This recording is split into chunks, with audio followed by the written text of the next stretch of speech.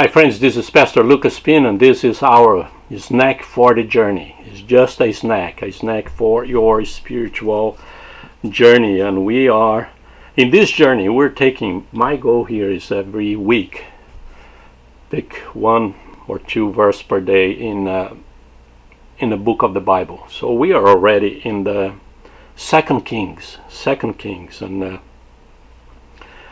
walking through, flying by is we don't have time to go to all the details, all the stories, a lot of stories, very good stories. And there is a verse there that illustrate the situation of the kings in Israel. I told you that the kingdom after Solomon, the kingdom is split. The north and the south. The north is Israel, capital Samaria. The south is Judah, capital Jerusalem. And the first king, he decided to say, okay, our people is still going to Jerusalem to worship in the temple that Solomon built.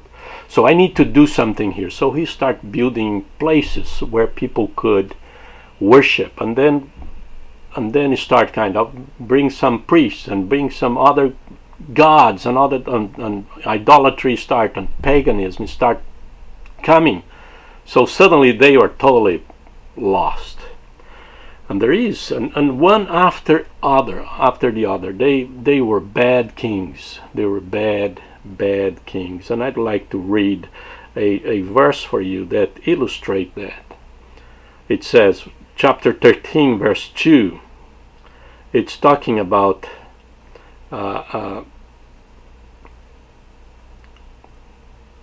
Ahaziah and Jehoahaz. Wow, those names are complicated, right? But look, verse 2, what says, he did evil in the eyes of the Lord by following the sins of Jeroboam, son of Nebat, which he had caused Israel to commit, and he did not turn away from them. And this sentence here will be repeated, and I just pick this one here. But it's all the kings in Israel has this terrible saying documented. Those words are heavy words. He did evil in the eyes of the Lord, following the sins of those kings before him. It's a sad thing. He did evil, and then came the next one. He did evil, and then came the next one. He did evil. He did evils in the eyes of the Lord. It's interesting that it's not for the country. It's not because he was not a guy that cared for people. And no, he did evil in the eyes of the Lord. It is the eyes of the Lord that matter. It's what we do, not in front of the people. It's what we do in the eyes of the Lord that matters. And he did evil in the eyes of the Lord. And sometimes we're doing so well outside for people and for things and for the society, community, church, family, whatever. But how are we doing in the eyes of the Lord? And this is a very important thing for us, because those kings, they did wrong. They did wrong. And then the last part of the verse says, and he did not turn away from them. Because sometimes we do something wrong, we recognize that it's wrong, we stopped and we change course.